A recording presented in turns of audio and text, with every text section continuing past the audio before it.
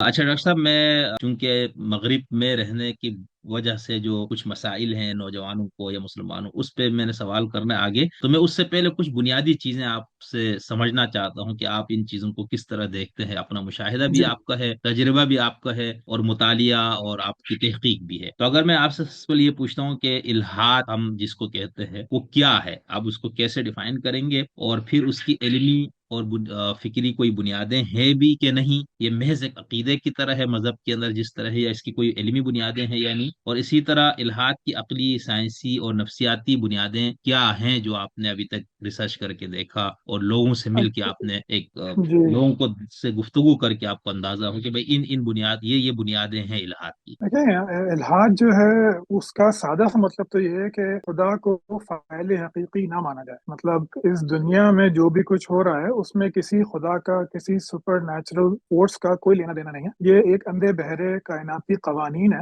جو کہ پوری دنیا کو چلا رہے ہیں۔ اب اس کی جو علمی بنیادیں ہیں یہ بہت ہی بڑا سوال ہے، کیونکہ علمی بنیادیں اگر ہم بات کریں مسلمانوں کی تاریخ کی تو وہ الگ ہے، اس پہ اتنا کوئی کام ہوا نہیں انفارچونیٹلی ابھی تک۔ لیکن اگر ہم ڈومیننٹ جو ہے آج کل جیسے ویسٹ جس کو کہہ رہے ہیں، جس کے تناظر میں بات کر رہا ہوں، تو اس میں تو اس کی روایت بہت پرانی ہے۔ آج جہاں ہم کھڑے ہوئے ہیں وہاں پہ الحاد ڈیفالٹ پوزیشن ہے انسانیت کی۔ مطلب ایسا نہیں ہوا کہ انسان پیدا ہوا تو مذہبی تھا اور اس کے بعد الحاد آ گیا، نہیں، انسان جو تھا وہ شروع سے ملحد تھا۔ اب اس کو وہ سمجھایا اس طرح جاتا ہے کہ ہم ایک چیز ہوتی ہے کوگنیٹو اسٹڈی آف ریلیجن، یعنی کہ ہمارے شعور کی ارتقائی حیثیت اور اس میں پھر مذہب کا وجود پذیر ہونا۔ تو جب انسان نے شعور کی آنکھ کھولی پہلی مرتبہ تو اس میں کوئی مذہب نہیں تھا، کیونکہ شعور کی آنکھ ایسے نہیں کھلی کہ آج ہم سوئے ہیں صبح اٹھے ہیں تو ہم باشعور ہیں۔ وہ ایک بہت ہی سلو پروسیس تھا۔ تو جب وہ سلو پروسیس، جیسے ہمارا دماغ ڈیولپ ہوا ہے جس کو ہم فرنٹل کارٹیکس کہتے ہیں، جو یہاں پہ موجود ہوتا ہے، جس کے بارے میں اکثر لوگ کہتے بھی ہیں کہ قرآن مجید میں جو ہے کہ پیشانی کے بالوں سے پکڑیں گے تو اس کی ایک سائنٹیفک تفسیر یہ کی جاتی ہے کہ بھائی یہ تو فرنٹل کارٹیکس ہی بات ہے، کیونکہ ہماری شخصیت وہی بنتی ہے،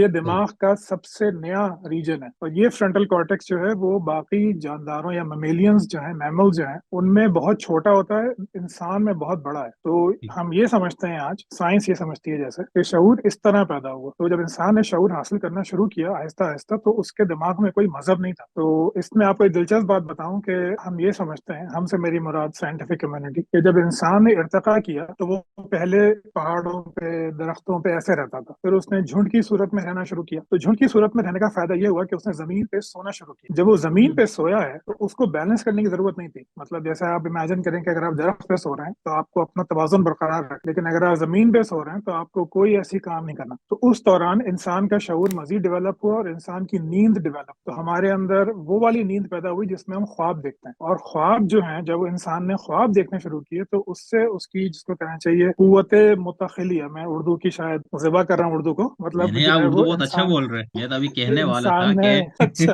آپ اتنا عرصہ امریکہ میں مقیم رہ کے اتنی زبردست اور خوبصورت اور ادبی اردو بول رہے ہیں، تو آپ اپنی شکریہ۔ زبان اور ان سب سے جڑے ہوئے دیکھیں۔ ٹھیک، جی تو جی، انسان کے قوت اندر متخیلہ۔ جو ہے وہ جی جی شکریہ، تو وہ خیال کی اب قوت پیدا ہوئی۔ صحیح۔ اب یہ انسان نے امیجنیشن کرنی شروع کی، جی یعنی کہ یہ کہ پہلے ارتقاء میں آیا، وہ جھنڈ پہ رہ رہا تھا، پھر وہ زمین پہ سونا شروع کیا، پھر سونے کے دوران اس کی نیند ڈیولپ ہوئی، مطلب اس کو ہم REM سلیپ کہتے ہیں، اس میں انسان نے خواب دیکھنے شروع کیے۔ تو جب صحیح وہ خواب اس نے دیکھنے شروع کیے تو اس کے دماغ میں خیال کرنا سیکھا، امیجن کرنا سیکھا، اس خیال سے پھر سوالات پیدا ہوئے۔ صحیح یعنی دیکھیں نا، جو ہمارے پاس عام جانور ہوتے ہیں ان کو ہم دیکھتے ہیں، ان کے ذہن میں کوئی سوال پیدا نہیں ہوتا جہاں تک ہم ابھی جانتے ہیں، لیکن انسان نے سوچنا شروع کیا خیال کی بنیاد پہ، اس سے پھر مذہب پیدا ہوا۔ تو الحاد ڈیفالٹ پوزیشن ہے، انسان شروع میں جب ارتقا پذیر ہونا شروع ہوا تو وہ ملحد تھا، اس کے بعد اس نے سوچنا شروع کیا، اس کے بعد اس کے اندر مذہب پیدا ہوا۔ اب جہاں تک آپ نے بات کی تھی مذہب اور سائنس کی بنیاد کیا ہے، بنیاد دونوں کی ایک ہی ہے کہ انسان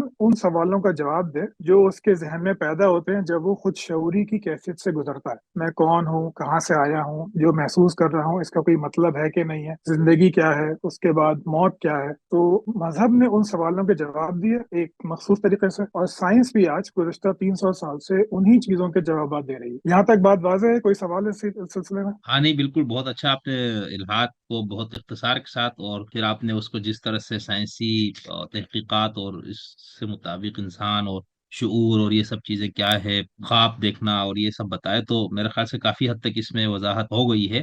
تو بات کرتے ہیں کہ مغرب میں الحاد پیدا کہاں سے ہوا۔ دیکھیں، ایک ہم جیسے تاریخی طور پہ جانتے ہیں کہ عیسائیت کی بات کرتے ہیں، کیونکہ پناہ تو بات بہت زیادہ پھیل جائے گی، تو سب سے پہلے عیسائیت نے جو ہے بالکل مسلمانوں کی طرح یونانیوں سے ہی سوچنا سیکھا، جس کو فلسفہ کہتے ہیں۔ یونانیوں نے یہ ہندوستانیوں سے سیکھا، مطلب جو اصل فلسفے کی پیدائش ہے وہ ہندوستان کی ہے، وہاں سے پھر وہ یونان آیا، یونان سے پھر وہ رومن کیتھولکس کے پاس آیا۔ تو 300 AD میں کاؤنسل آف نائسیا میں ڈیسائیڈ ہو گیا کہ بھائی ہمارا جو چرچ کا جو ادارہ ہے اس کو بنایا جائے گا، چرچ آف پال، اور اس میں جو ہے ٹرینٹی ہمارا کانسیپٹ ہے۔ تو اسی دوران ایک بہت بڑے مذہبی مفکر پیدا ہوئے جن کا نام تھا سینٹ آگسٹین۔ تو انہوں نے یہ کیا کہ جو پلاٹو تھا، پلاٹو کو جانتے ہیں، جس کو افلاطون کہتے ہیں اردو میں، افلاطون، جی جی۔ اس نے اس نے اپنی خدا کا ایک کانسیپٹ بنایا تھا فلسفیانہ، اس کا نام رکھا تھا اس نے ڈیمی ارج، DEMIURGE۔ انہوں نے وہ کانسیپٹ لیا اور اس کو کرسچینٹی میں شامل کر دیا۔ اس کانسیپٹ کی باتیں چند یہ تھیں ان خدا کی کہ خدا ٹرانسیڈنٹل ہے، یعنی کہ وہ اس کائنات سے مابرا ہے، جس کو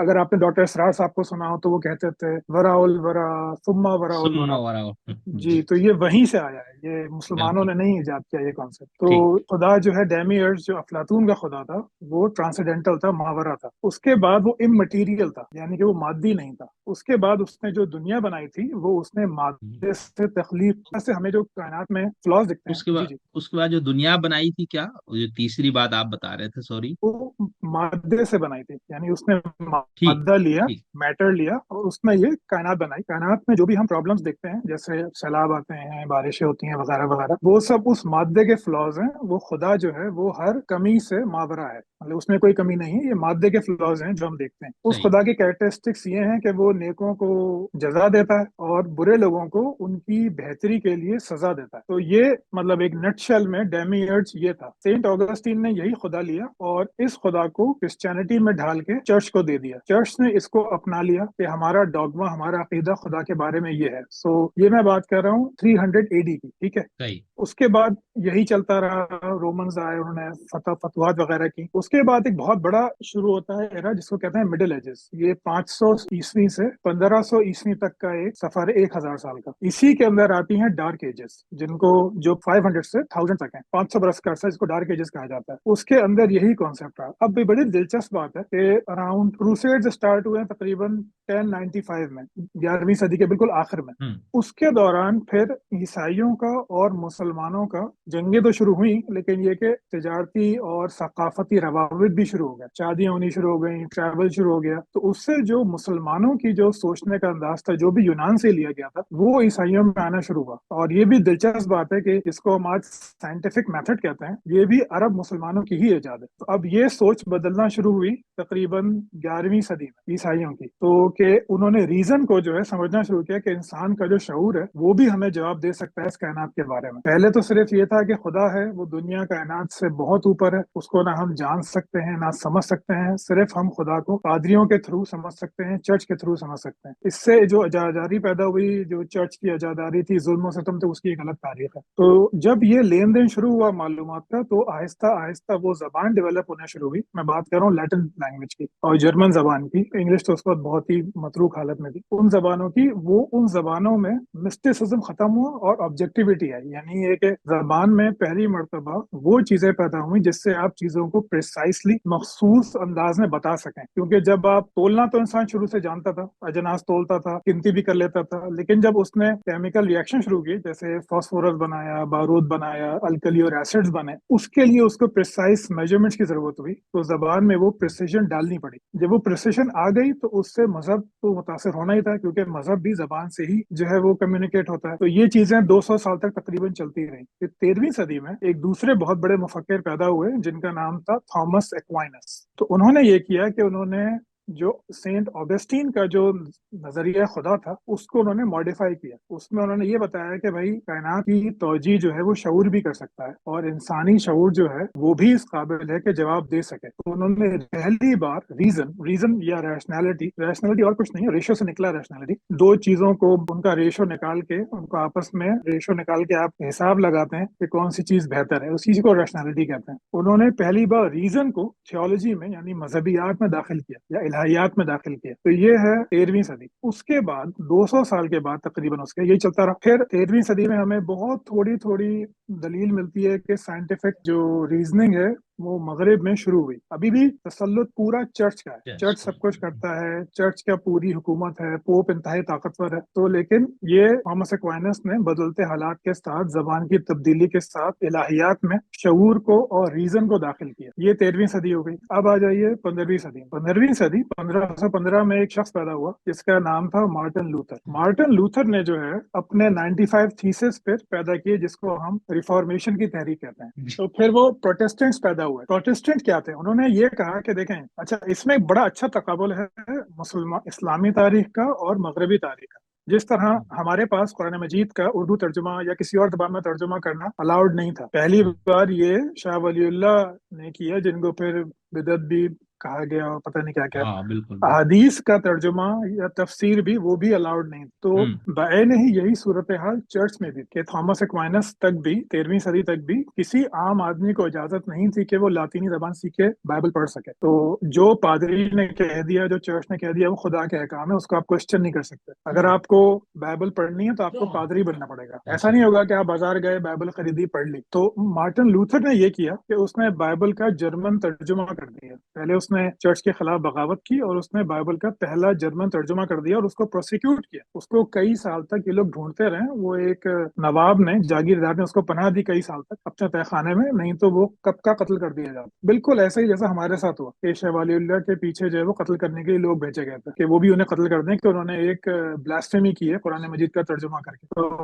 تو مارٹن لوتھر نے جو تحریک اٹھائی پروٹیسٹنٹ ریلیجن, جس کو بعد میں بنایا گیا, وہ ریفارمیشن کی تحریک تھی. ریفارمیشن کا سادہ مطلب ہے کہ ایک آپ کے پاس فارم موجود ہے, اس کو دوبارہ سے دیکھا جائے. اور اس نے یہ کہا کہ انسان کامل ہے, انسان اللہ تعالیٰ کے امیج میں پیدا کیا گیا ہے, یعنی man is created in the image of God. تو اس لحاظ سے انسان اس قابل ہے کہ وہ خدا کے کلام کو خود سمجھ سکے, کسی درمیانی واسطے کی اسے ضرورت نہیں ہے. یعنی ہر انسان بائبل کو پڑھ کے اپنا دین سمجھ سکتا ہے. تو یہ پروٹیسٹنٹس کی تحریک شروع ہوئی ریفارمیشن کی. اس نے پھر مزید ریزن کو آگے بڑھایا, لیکن یہ اتنا آگے نہیں بڑھا کیونکہ اس کے بعد بھی پروسیکیوشن جاری رہی چرچ کی, اور جتنی بھی سائنٹیفک پروگرس اس وقت ہوتی تھی وہ چرچ کے اندر ہی ہوتی تھی. مطلب یہ ریفارمیشن کی تحریک آئی ہے 15ویں صدی میں. سب سے پہلی یونیورسٹی جو بنی ہے, یونیورسٹی آف آکسفورڈ, وہ بنی ہے 1115 میں. تو وہ بھی چرچ نے بنائی. یونیورسٹی آف پیرس بنائی, وہ بھی چرچ نے بنائی. جتنے بھی سائنٹسٹ اس وقت موجود تھے, جو بھی وہ جس کو ہم سائنس کہہ لیں, وہ سارے پادری ہوتے تھے, وہ کوئی عام انسان نہیں تھے, وہ سب پادری ہوتے تھے. تو ریفارمیشن کی تحریک جب آئی تو 15ویں صدی کے بعد, تو اس سے پھر بہت تیزی سے تبدیلیاں آنی شروع ہوئی. جب انسان نے یہ مان لیا کہ میرا جو شعور ہے, میرا جو ریزن ہے, وہ اس قابل ہے کہ میں کائنات کو سمجھ سکوں, خدا کو سمجھ سکوں, تو پھر میں ہر حال میں اس قابل بھی ہوں کہ میں فیصلہ کر سکوں کہ کیا صحیح ہے کیا غلط. مجھے کسی پادری کی, کسی چرچ کی ضرورت نہیں ہے کہ وہ مجھے صحیح اور غلط کی تمیز سکھائے. اب جب یہ سائنٹیفک ریولوشن شروع ہوتا ہے, آگے بڑھتا ہے, تو اگلا اسٹیپ ہے اس میں رینے ڈیکارٹ, جو فلسفی تھا, جو پادری تو تھا ہی, لیکن وہ اس نے جو ہے وہ چرچ جوائن نہیں کیا, لیکن وہ بہرحال ایک کرسچن تھا. سو رینے ڈیکارٹ نے جو اس کے بعد فلسفہ بالکل بدل گیا, یہ کہنا چاہیے. اس نے تحریک اٹھائی جس کو ہم کہتے ہیں کارٹیزین ریولوشن, یعنی ہر چیز میں ہم شک کر سکتے ہیں اور شک کر کے حقیقت تک بھی پہنچ سکتے ہیں. یعنی انسان پیدا ہوتا ہے فطرت کے ساتھ, جو اسلام کا بھی ایک کانسیپٹ ہے. اس فطرت میں کچھ سچ موجود ہوتے ہیں جس کو وہ اپنے شعور کے ذریعے پہنچ سکتا ہے. یہ میں انتہائی عام انسان کے لیول پر بتا رہا ہوں, یہ فلسفیانہ نہیں ہے, ایسی چیزیں جو ہر ایک عام انسان سمجھ سکے. تو جب کارٹیزین ریولوشن آیا تو اس کے بعد پھر سب کچھ کہنا چاہیے کہ بدل گیا. تو ڈیکارٹ کا کوشش یہ تھی کہ میں سرٹینٹی لاؤں, یعنی جہاں تک میں آپ کو یاد دلاؤں, پہلے تو یہ تھا کہ خدا, کائنات, اس سے جزا سزا, یہ سب ایک مسٹیکل باتیں ہیں, یہ کائنات سے باہر کی باتیں ہیں, انسان کا ریزن اس کو سمجھ نہیں سکتا. مطلب خدا جو ہے وہ سبجیکٹ ہے, وہ کرنے والا ہے, اور یہ دنیا اور انسان یہ آبجیکٹ ہیں جس پہ خدا کا امر نافذ ہوتا ہے. تو ڈیکارٹ آیا, ڈیکارٹ نے جو ریشنلٹی کا آرگیومنٹ دیا, اس سے ترتیب بالکل الٹ گئی. وہ ایسے الٹ گئی کہ اب انسان جو ہے وہ سبجیکٹ ہے, اس کا جو شعور ہے, اس کا جو ریزن ہے, وہ سبجیکٹ ہے, خدا اور کائنات وہ آبجیکٹ ऑब्जेक्ट बन गया। ऑब्जेक्ट है। यानी कि इंसानी शऊर जो है वो खुदा और कायनात और खुदा के अम्र को समझ भी सकता है और सही और गलत का फैसला भी कर सकता है। ठीक है, तो ये वाह। अच्छा मजे की बात ये जो रिफॉर्मेशन हुई वो जर्मनी में हुई, यानी मार्टिन लूथर ने जो तर्जुमा किया था वो जर्मन जबान में किया था बाइबल का। वो पहुंचा है तकरीबन 150 साल के आसपास, तकरीबन इस 150 साल से कम 90 बरस के आसपास वो पहुंचा है फ्रांस में। ये सोच जो है, रेने सही डेकार्ड जो सही। है वो फ्रेंच फिलोसोफर है। उसने रैशनैलिटी का आर्गुमेंट दिया और with in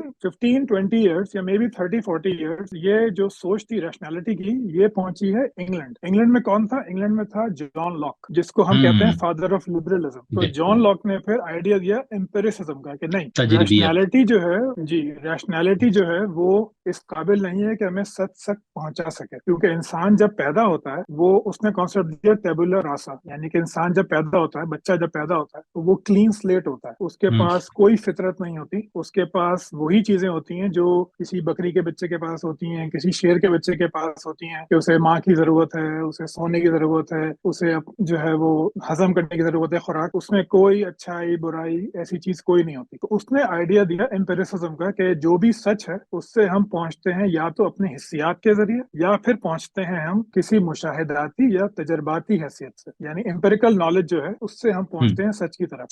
church of England जो था उसने एक्सेप्ट कर लिया कि जॉन लॉक की एम्पेरिसिज्म, एक तरफ आपके पास रैशनैलिटी आ गई कि इंसान की इननेट नेचर है वो समझ सकता है, और एक तरफ आपके पास एम्पेरिकल नॉलेज आ गई। ये दो स्कूल्स थे जो मजहब को लेके आगे चले। इससे नुकसान ये हुआ कि जो खुदा है वो कायनात से बाहर था, इन्फिनिट था, इंसान उसे समझ नहीं सकता था। अब वो जमीन पर आके इंसान की रीजनिंग और उसकी मुशाहिदात का मरकज बन गया। यानी ये, इसको मैं अगर दूसरे अल्फाज में बताऊं आसानी के लिए, तो इल्हाद इसलिए पैदा नहीं हुआ कि साइंटिफिक रीजनिंग आ गई, इल्हाद इसलिए पैदा हुआ कि मजहब अपने आप को बदलता रहा हालात हम्म। तो वाकयात और इल्म के तनासुब से। इसकी अगर मैं आपको एक मिसाल दूं हमारी जिंदगी में, जैसे मेरी उम्र अब तकरीबन 40 के करीब 40-45 साल हो गई है, तो जब मैं छोटा था तो पाकिस्तान में हमें ये बताया जाता था कि निजात सिर्फ मुसलमानों की होगी, जो इस्लाम ने लाया वो खत्म हो गया। अब 30-35 साल गुजर गए, अब हमें लगता है कि नहीं नहीं, जिसने भी नेक अमल किया, जिसने भी अच्छाई की, उस तक पैगाम नहीं पहुंचा, उसके लिए भी खुदा वो करेगा। अभी जब मैं बच्चा होता था, मैं जाकिर नाइक की लेक्चर सुनता था तो बड़ा जोश आता था। आपकी शादी शायद ऐसा ही हुआ हो। लेकिन अब 30 साल के बाद जाकिर नाइक साहब अभी पाकिस्तान आए हैं, वो वही बातें कर रहे हैं जो वो पहले करते थे और लोगों को वो बिल्कुल पसंद नहीं आई। तो हम्म। मजहब भी बदलता ही, मजहब में भी बिल्कुल ऐसा ही हुआ, ईसाई मजहब में भी बिल्कुल ऐसा ही हुआ कि जैसे जैसे इल्म आगे बढ़ता गया, सोशल प्रैक्टिकलिटीज बदलती गई, साइंस का इल्म पैदा होता गया, रैशनैलिटी पैदा होती गई, वैसे ही मजहब भी अपने अकायद बदलता गया। तो इल्हाद की बुनियादी वजह ये थी इल्हाद के पैदा होने की कि मजहब ने दिखाया कि वो भी एक इर्तिकाई चीज है, उसमें भी तब्दीली आ रही है इंसानी इल्म के साथ साथ। तो जब खुदा कायनात में अमर करता है, इस दुनिया में अमर करता है अपना वो, तो वो मुशाहिदे में आना चाहिए। ये बिल्कुल सादा सी बात। एक तरफ सेंट ऑगस्टिन का खुदा था कि जो कायनात से बाहर है और वो किसी तरीके से कायनात में काम कर रहा है, हम ना समझ सकते हैं ना जान सकते। उसको आप ले आए जॉन लॉक और रेने डेकार्ट के पास कि नहीं, खुदा की सबसे तख्लीक अव्वल तो हम है, हमारा शऊर जो है वो इस काबिल है, हमारी रीजनिंग इस काबिल है कि हम खुदा के अमर को देख सकें। तो फिर जब हम खुदा के अमर को देख सकते हैं तो खुदा के वजूद पर भी सवाल उठा सकते हैं, उसको भी साबित कर सकते हैं। तो यहाँ तक हम्म। एम्पिरिसिज्म और रैशनैलिटी आ गई। लेकिन इन दोनों चीजों ने बुनियादी किरदार अदा किया इल्हाद के पैदा होने में। क्यों? उसका जवाब दिया ह्यूम ने, कि जब इन दोनों के बिल्कुल। साथ साथ जब ह्यूम आया तो उसने तो पूरी मेटाफिजिक्स को उठा के बाहर फेंक दिया। उसने कहा देखो भाई, जब इंसान रैशनल है और वो रीजन कर सकता है और उस रीजन की दलील वो एम्पेरिकल डेटा, यानी ये कि अपनी हिस्सियात या अपनी तजर्बाती या मुशाहदे से सीखता है, तो इसका मतलब है कि मेटाफिजिक्स तो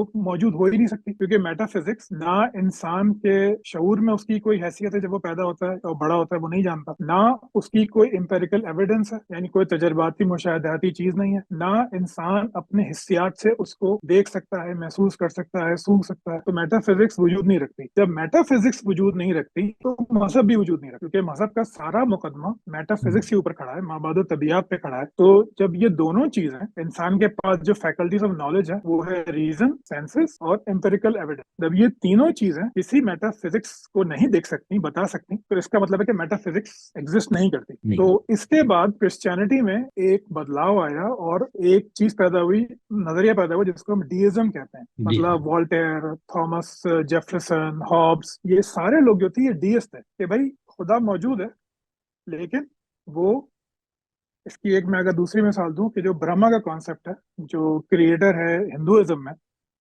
کہ اس نے کائنات بنا دی، اس کے بعد وہ بالکل الگ ہے کائنات سے، اس کو نہ آپ ہوں کی عبادت چاہیے، نہ آپ کے نہ وہ کہتا ہے کہ یہ اچھائی ہے یہ برائی ہے، اس کو کوئی پرواہ نہیں ہے، اس نے بنا دی، اب جو چاہے کرو۔ تو یہی کانسیپٹ ڈیزم کا تھا کہ خدا ہے لیکن وہ بہت دور ہے، کہیں ہے ہم نہیں جانتے، نہ پہنچ سکتے ہیں، تو اس لیے وہ جو ہے وہ کائنات کو پیدا کر کے اس سے لا تعلق ہو گیا ہے۔ تعلق ہو وہ گیا۔ گڑی گڑی کی چابی کی مثال دیتے ہیں نا، وہ چابی جی بھرنے جی کا جی، تو گڑی ساز جو بالکل ہے وہ اس بالکل، سے بالکل وہ اب خود ٹھیک۔ بخود چل رہی ہے، تو اس کو جو ہوں اس کو اس سے جو سائنٹیفک، جس کو ہمارا سائنس کہتے ہیں، وہ جب یہ ڈیزم آیا تو اس کا نام پڑ گیا نیچرل ریلیجن یا نیچرل تھیولوجی۔ جو ہم کہتے ہیں نا ہوں یہ چیز نیچرل ہے، اس ہاں کا بالکل مطلب یہ ہوتا ہے کہ یہ نیچر اس کو کہا جاتا تھا جو چیز بائبل سے ثابت ہو جائے، اس کو اچھا نیچرل کہا جاتا تھا۔ تو آج بھی نیچرل تھیولوجی، نیچرل فلسفی اسی کو کہتے ہیں کہ وہ بعد میں پھر نیچر میں جو فطرت کا مطلب جو آیا ہے یہ بہت بعد میں آیا ہے۔ پہلے نیچر وہ چیز ہوتی تھی جو بائبل سے ریلیٹڈ ہے، اسی لیے اس کو نیچرل تھیولوجی کہا جاتا تھا۔ تو یہ پیدا ہوا۔ اچھا، ڈیکارٹ کی ریولوشن آئی، پھر جان لاک کا آیا، پھر ہیوم آیا جس نے میٹا فزکس کو بالکل نلیفائی کر دیا کہ میٹا فزکس تو ہو ہی نہیں سکتی۔ اس کے بعد کانٹ آیا، جو ہمارا آج کل ہمارا جو مذہبی ہوں طبقہ ہے جو فلسفہ پڑھتا ہے وہ ان کا فیوریٹ اسکالر ہے۔ تو کانٹ نے پھر آگے میٹا فزکس کو بچایا تھوڑا بہت، اس نے کہہ دیا کہ بھائی ایک نیومینا، ایک نومینا ہے، ایک فینومینا ہے۔ ایک فینومینا نومینا وہ جو ہم سے بہت ہی دور ہے، جہاں تک ہم نہیں پہنچ سکتے، ایک فینومینا ہے جو ہم دیکھتے ہیں، پرسیو کرتے ہیں، دنیا کائنات۔ تو خدا جو ہے وہ نومینا میں کے اندر ہے، اس کو ہم جان نہیں سکتے لیکن وہ موجود بہرحال ہے۔ تو میٹا ہوں فزکس کو اس نے تھوڑا سا بریدنگ اسپیس دیا کہ میٹا فزکس ایگزسٹ کرے کرسچینٹی میں بھی اور پھر اسلام میں بھی، کہ وہ ایگزسٹ کرے نومینا کے اندر کہ وہاں ہے، لیکن نومینا کا جو دوسرا پارٹ ہے کہ ہم اس تک پہنچ نہیں سکتے، ہم اسے جان نہیں سکتے، تو بس وہ ہے تو ہے۔ تو اس نے میٹا فزکس کو بچا تو لیا لیکن اس نے پھر اس کو بالکل ہی ایسی جگہ پہ رکھ دیا جیسے ہمارے گھروں میں قرآن شریف نہیں رکھا ہوتا ہے سب سے اوپر طاق پہ، جو دائیں میں لپٹا ہوا، کہ وہ کبھی نیچے نہیں اترے گا، کبھی اس کو پڑھا نہیں جائے گا سوائے رمضان کے یا کسی کی رخصتی پہ، بیٹی کی رخصتی پہ۔ یا تو اس نے خودگی خدا پہ کو، جی ہوں جی جی بالکل، اس نے خدا کو ایسا کر دیا کہ بھائی ہے، میٹا ہوں فزکس بھی ہے لیکن وہ بہت اوپر کہیں، ورا الورا، سما ورا الورا، سما ورا الورا، وہ اس طرح پر ہے۔ جو دنیا ہے وہ فینومینا ہے، اس میں تمہاری پرسپشن ہے، تمہاری جو ہے انڈرسٹینڈنگ ہے، اس کو تم بڑھاؤ بھلے، لیکن خدا بہرحال ہے۔ تو کانٹ کے بعد سے اب جو ریلیجس فلسفی ہے وہ یہیں گھوم رہی ہے، وہ اسی کے آس پاس گھوم رہی ہے، جو ہمارے آرگیومنٹس دی جاتے ہیں خدا کے لیے، کاسمولوجیکل، آنٹولوجیکل، ڈیزائن، وہ سب بھی اس سے آگے نہیں جاتے، وہ ایک فورس تک تو پہنچا دیتے ہیں کہ جو ہے یہ فورس ہے جو شاید ہے، جو کائنات کی وجہ ہے، لیکن آپ کو وہ کوئی سالڈ ایویڈنس، کوئی ایسی واقعی بات نہیں دیتے۔ تو الحاد کو اگر میں اپنی گفتگو کو آخر میں سمرائز کروں تو میں یہ کہہ سکتا ہوں کہ سوالات چار ہیں کہ خدا کیا ہے؟ خدا ٹرانسینڈنٹ ہے، ماورا ہے، یا خدا پرسنل ہے؟ پہلا سوال تو ہوں یہ ہے کہ خدا ورا الورا ہے یا خدا پرسنل ہے جس سے میں بات کر سکتا ہوں، دعا کر سکتا ہوں، وغیرہ وغیرہ۔ دوسرا یہ ہے کہ خدا کا تجربہ کیسا ہونا چاہیے؟ خدا کا تجربہ جو ہے وہ سبجیکٹو ہے، جیسے آپ مجھے کہیں کہ بھائی کراچی میں زاہد کی نہاری بہت زبردست ہے، اس کو آپ ثابت نہیں کر سکتے لیکن آپ کے لیے وہ ایک حقیقت ہے۔ تو خدا کا تجربہ جو انسان کے ساتھ اس کا تعلق ہے، اس کا تجربہ، کیا وہ سبجیکٹو ہونا چاہیے یا آبجیکٹو ہونا چاہیے کہ جو انسان خود بھی محسوس کرے اور کسی کو دکھا بھی سکے، اس کا کوئی ثبوت صحیح بھی دے سکے؟ باقی دو سوال یہ کہ انسان اور خدا کا تعلق کیسا ہو، مطلب اس کا جو تعلق ہے وہ کس ہوں نوعیت کا ہوگا، اس کی جو کہنا چاہیے کہ کیا وہ ایکسپیرینشل ہے، یعنی انسان خدا کو محسوس کر سکتا ہے، مذہبی تجربہ جس کو ہم کہتے ہیں، یا پھر یہ کہ وہ کنسپچول ہے کہ بس ایک بات ہے ذہن میں تو ہے۔ تو تیسرا یہ کہ کائنات کے ساتھ انسان کا کیا تعلق، کیا وہ تعلق میکینکل ہے کہ اس نے بس بنا دی، یا وہ چل رہی ہے، وہ چل رہی ہے، یا پھر یہ کہ خدا اپنا امر ظاہر کرتا ہے کائنات میں، معجزات ہیں یا باقی چیزیں ہیں۔ تو الحاد یہاں پہ کھڑا ہوا ہے کہ نہ خدا ٹرانسڈینٹل ہے، وہ خدا کوئی کہیں باہر نہیں ہے، دنیا اور کائنات پیور میکینکل اصولوں پہ چلتی ہے، ہمارے ہر سوال کا جواب نیچرل ہوتا ہے. ہمارے کسی بھی سوال کا علمی، سماجی، معاشرتی، اس کا کوئی بھی جواب جو ہے وہ ٹرانسڈینٹل نہیں ہوتا، مابعد طبیعتی نہیں ہوتا، وہ نیچرل ہوتا ہے. ہم کوئی بھی بات کہیں اس کا جواب کسی نہ کسی نیچرل فنومینا کے اندر موجود ہوتا ہے. اور انسان کا جو خدا کے ساتھ تعلق ہے، مذہبی تجربہ، یہ انتہائی فلاڈ ہے. یعنی یہ کہ یہ ایک انسانی دماغ کی پروجیکشن ہے. اس کو میں بہت آسانی سے بتا سکتا ہوں کہ جس کو ہم کہتے ہیں مذہبی تجربہ، تو آج تک کوئی انسان جس نے مذہبی تجربے کا دعویٰ کیا ہو، چاہے وہ بدھسٹ ہوں، ہندو ہوں، کرسچن ہوں یا مسلمز ہوں، کسی نے بھی یہ دعویٰ آج تک نہیں کیا کہ اس کے مذہبی تجربے میں خدا اس کے مانے ہوئے مذہب کے علاوہ محسوس ہوا ہے. یعنی کسی مسلمان کو آج تک کرشنا نہیں دکھا، کسی جو کو آج تک اللہ تعالیٰ کا دیدار نہیں ہوا، کسی بدھسٹ کو کرسچن گاڈ کا دیدار نہیں ہوا. ہر مذہبی تجربہ اپنے کلوز پیراڈائم کے اندر ہی ہوتا ہے جو اس شخص کا مذہب ہوتا ہے. میں سمجھا پایا ہوں اپنی بات؟ بہت بہترین انداز. اچھا، شکریہ. ہاں اور نہیں یہ بہت اچھا. دوسری اور اس کی دوسری دلیل وہ یہ ہے کہ خدا کا ایکسپیرینس جو ہوتا ہے، جو مذہبی تجربہ ہے، وہ ہر انسان کو ہوتا ہے نماز، اعتکاف، یا سینیگوگ جا کے، یا چرچ جا کے، یا میڈیٹیشن کر کے، کچھ بھی کر کے. کسی مذہبی ایکٹیویٹی میں خدا کا دیدار آپ کو ہوتا ہے، خدا آپ کو محسوس ہوتا ہے، اس کا تجربہ محسوس ہوتا ہے. دعا کرتے ہیں تو ہاتھوں میں وزن محسوس ہوتا ہے، قبولیت محسوس ہوتی ہے. لیکن کسی چور کو چوری کرتے ہوئے، کسی ریپسٹ کو ریپ کرتے ہوئے، کسی بینک والے کو ڈاکہ ڈالتے ہوئے، کسی سیاستدان کو جھوٹ بولتے ہوئے آج تک خدا کا تجربہ نہیں ہوا. پوری ہماری تاریخ میں ایسا کبھی نہیں ہوا کہ میں اس بچی کو ریپ کرنے والا تھا اور مجھے ایک دم سے خدا دکھ گیا اور میں رک گیا. ایسا کبھی نہیں ہوا. پوری معلوم تاریخ میں ایسا ایک بھی واقعہ موجود نہیں ہے. مطلب دعوے تو بہت سارے ہیں، کوئی بھی واقعہ موجود نہیں ہے کہ کوئی گناہ رکا ہو خدا کی وجہ سے. تو یہ مذہبی تجربہ جو ہے، یہ صرف برین کی پروجیکشن ہے، ہمارے دماغ کی پروجیکشن ہے، ہماری اندرونی شہادتوں کو یا اندرونی ہمارے بلیفs کو ایک دلیل دینے کہ وہ خود سے جو ہم سوچ رہے ہیں ویسا ہی کرنا شروع ہو جاتا ہے، ہمیں دکھانا شروع ہو جاتا ہے. اس سے بہت زیادہ کام ہوا ہے سائنس میں آج تک. اس میں جو ہے نیئر ڈیتھ ایکسپیرینس پہ بہت کام ہوا ہے کہ انسان جب مرنے والا ہوتا ہے تو اس کو تجربات ہوتے ہیں بہت سارے. وہ اچھا. بھی سب مذاہب میں کامن ہے. مطلب آپ کو پرانے رشتے دار دکھتے ہیں، روشنی دکھتی ہے، تو وہ بھی کامن ہے. اس میں بھی کوئی خدا نہیں ہوتا. میں اب آئی سی یو میں کام کرتا ہوں، پتہ نہیں ہزاروں لوگوں کو مرتے ہوئے دیکھ چکا ہوں آج تک. ہزاروں نہیں تو کم سے کم چلے چند ہزار تو ہوں گے. تو آج تک نہیں ہوا کہ وہ جو ہم پڑھتے ہیں سورہ واقعہ میں جیسے ہے کہ وہ فرشتے اس کی جان نکالتے ہیں تو اس کو واپس لوٹا لو تم، وہ تڑپتا ہے، وہ یہ کہتا ہے. تو یہ ایسا کچھ نہیں ہوتا. تو مذہبی تو خدا الہات یہیں پہ کھڑا ہوا ہے کہ خدا انسان نے خود پیدا کیا اور اس نے مختلف مذاہب بنائے، اور وہی مذاہب آج تک چلے آ رہے ہیں. اس کی کوئی میٹا فزیکل ایویڈنس ہمارے پاس نہیں ہے، نہ ہو سکتی ہے. ہوں. تو جب اگر وہ صحیح. ہو نہیں سکتی تو پھر انسان مکلف بھی نہیں ہے. مطلب اگر میں ایک ٹانگ کھڑے ہو کے ایک ٹانگ کے بعد دوسری ٹانگ نہیں اٹھا سکتا تو پھر میں اس کا مکلف بھی نہیں ہوں کہ دوسری ٹانگ اٹھاؤں.